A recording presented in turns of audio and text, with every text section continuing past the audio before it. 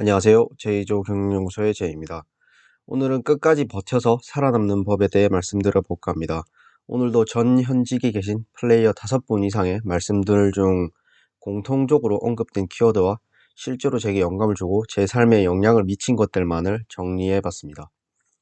오늘도 결론부터 말씀드리겠습니다. 오랫동안 실천하는 방법으로는 재미 포인트를 하나 이상 찾아야 하고 이를 위해 메타인지를 높여야 합니다. 또한 합리적 낙관주의자가 되어 과정에 집중하고 자신만의 냉각장치, 신용을 만들어 나가야 합니다. 자, 이제 하나하나 짚어보면서 구체적인 방법에 대해 말씀드려 볼 텐데요. 사실 우리가 어떻게 해야 하는지를 알려면 우리가 무엇을 하고 있는지에 대한 본질적인 이해가 필요합니다. 인생의 성공 또는 사업, 투자 등의 비즈니스의 성공에는 왜 버티는 것이 중요하고 살아남는 자가 승자라는 말을 하는 것일까요? 사실 이 부분에 대해서만 이야기를 하려 해도 몇 시간은 걸릴 겁니다.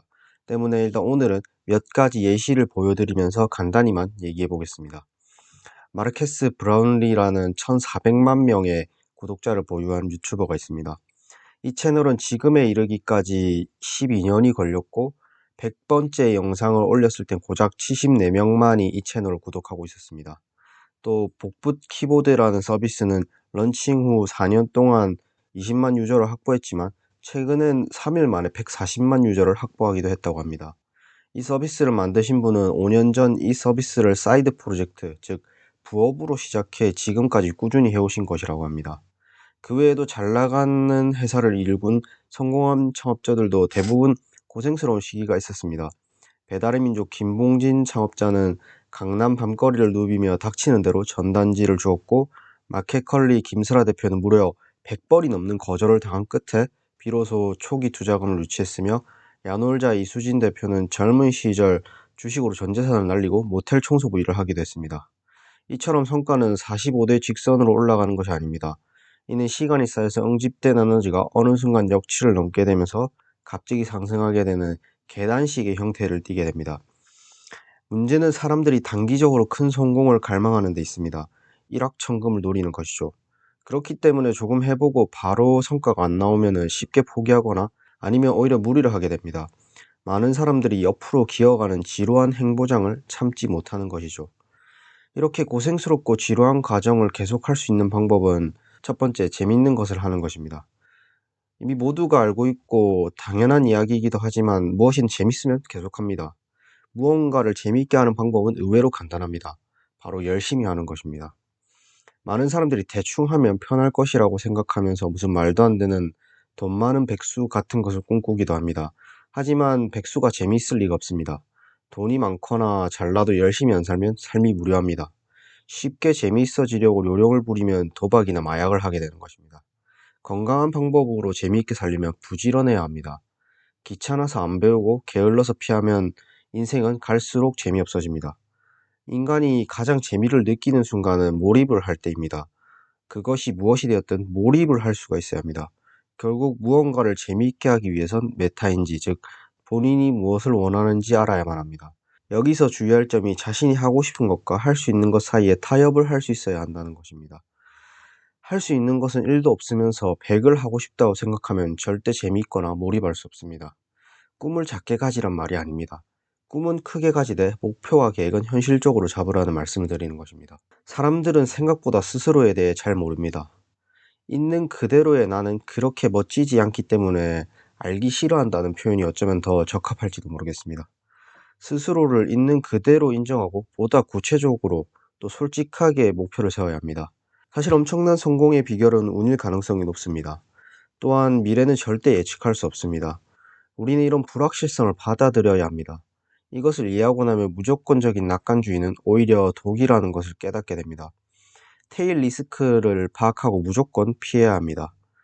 나를 평가할 수 있는 건 타인이 아니라 오직 시간뿐입니다. 어떻게든 오래 버티고 살아남는 데 집중해야 합니다. 이는 곧 100번째 홈런을 치게 되더라도 99번째까지는 전혀 알 수 없다는 말이기도 합니다. 때문에 99번 연속 헛스윙을 하고도 100번째 타석에 올라갈 수 있어야 합니다. 우리는 합리적 낙관주의자가 되어 결과를 계획하는 것이 아니라 행동을 계획해야 합니다. 행동, 즉 과정이 결과보다 더 중요하다는 것은 아닙니다. 언제든지 결과가 가장 중요합니다. 다만 우리는 과정에 집중해야 합니다.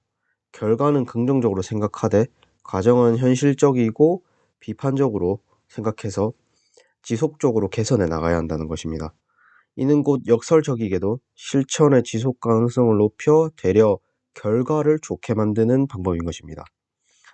이렇게 우리가 100번째 타석에 설 수 있기 위해선 몇 가지 더 필요한 것이 있습니다. 자신만의 쿨러와 재충전 수단, 속도 제어 수단을 만드는 것인데요. 원래 성능이 좋은 컴퓨터일수록 CPU나 칩셋 못지않게 중요한 것이 냉각 장치입니다. 알파고 같은 인공지능 컴퓨터나 비트코인 채굴에 필요한 고성능의 컴퓨터를 모두 고성능의 냉각 장치를 달고 있습니다. 우리 인간도 마찬가지입니다. 좋은 성능을 발휘하게 될수록 그만큼 더 좋은 쿨러가 필요합니다. 사실 이 냉각 장치는 쉽게 말하면 스트레스 해소 수단입니다. 자신에게 맞는 스트레스 해소 수단은 각자가 다를 테니 누가 정해줄 순 없지만 제가 지금 드리고 싶은 말씀은 이 또한 소홀히 하지 마시라는 것입니다. 마냥 열심히 한다고 되는 것이 아니라 열도 식혀줘야지 제 기능을 발휘할 수 있는 것입니다. 또한 아무리 용량이 큰 배터리라 할지라도 충전을 반드시 해야 하고 속도가 빠른 스포츠카일수록 가속 기술보다 속도 제어 기술이 더욱 중요하다고 합니다. 자전거 사고는 주로 내리막에서 나는 것을 생각해보면 이해가 쉬운데요. 오르막을 오를 땐 천천히 오르기 때문에 사고가 잘 나지 않지만 내려갈 때는 빠르기 때문에 큰 사고가 납니다. 무언가 오래 버티고 지속적으로 실천하기 위해선 이런 사고들이 나지 않게 관리해야 하고 배터리가 방전되기 전에 잔량을 확인하여 충전을 해줘야 합니다. 즉 욕심을 버리고 용량을 실현시킨다는 관점으로 임해야 합니다. 조금 더 쉽게 말씀드리자면 단기적인 급성장을 쫓기보다는 지속 가능한 성과를 추구하는 것입니다. 다음은 신용에 관한 것입니다. 사업 시도가 성공하지 못할 때 재기불능으로부터 그 사람을 지켜주는 것이 바로 신용입니다. 신용을 저버린 사람은 막다른 골목에 부딪혀서 또 다른 시도를 할 수가 없습니다.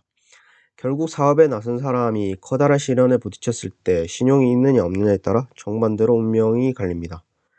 남을 속이면서 조그만 이득을 취하는 것은 사업에서 독약입니다. 독약이 쌓여가지고는 사업을 오래 지탱할 수가 없습니다. 사업이 망할지언정 신용을 손실당해서는 안 됩니다. 사실은 단순히 사업에만 국한되는 것이 아닙니다. 인간은 사회적 동물입니다. 절대 혼자 살 수 없습니다. 인간관계는 곧 신용입니다. 다른 요소들은 부차적인 것일 뿐입니다. 성격, 취향 등등 인간관계에 영향을 미치는 요소는 수도 없이 많지만 인간관계의 본질은 신용입니다. 어차피 이 세상에 나와 같은 사람, 나와 딱 맞고 완전히 마음에 드는 사람이란 없습니다.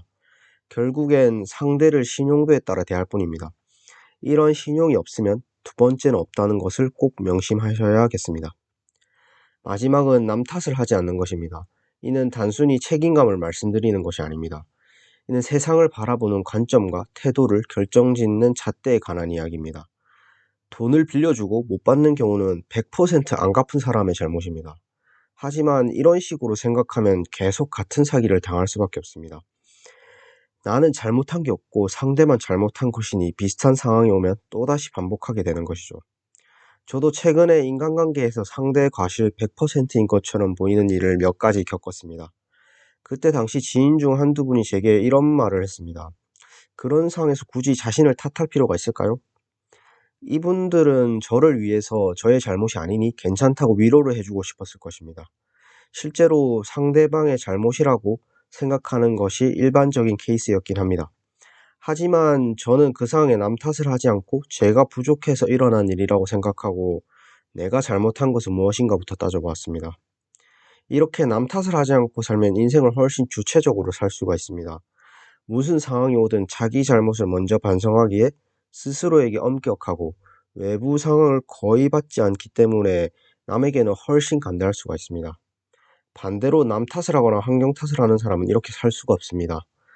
자기 선택에 책임지지 않기에 발전이 없고 똑같은 실수를 매번 반복하고 외부 환경에 크게 영향을 받아 늘 끌려다니는 인생을 삽니다. 불평은 쌓여가고 아무것도 바꿀 수 없는 무능함에 좌절하게 되죠. 무엇이든 오래 살아남아서 버티고 싶다면 남 탓을 하면 안 됩니다. 호랑이도 태어날 때부터 강하지는 않습니다. 생후 6개월까지는 엄마 젖을 먹으며 생존을 하고 1년이 넘어서까지 사냥에 실패합니다. 2년이 지나면 가끔 성공하는데 그 이후부터 강해지기 시작합니다. 끝으로 주의사항을 하나 말씀드리면서 마무리하겠습니다.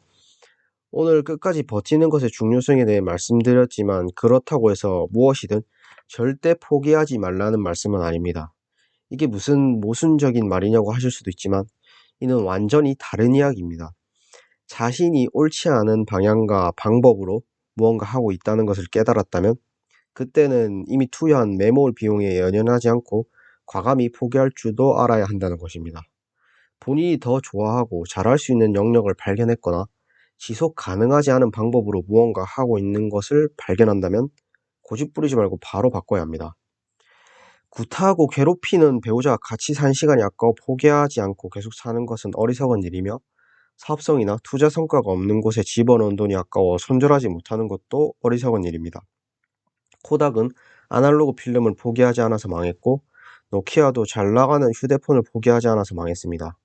반면 아마존의 창업자 제프 베조스는 물리학을 포기하고 컴퓨터 공학으로 옮기고 금융회사를 거쳐 사업을 해 세계 1위 부자가 되기도 했습니다.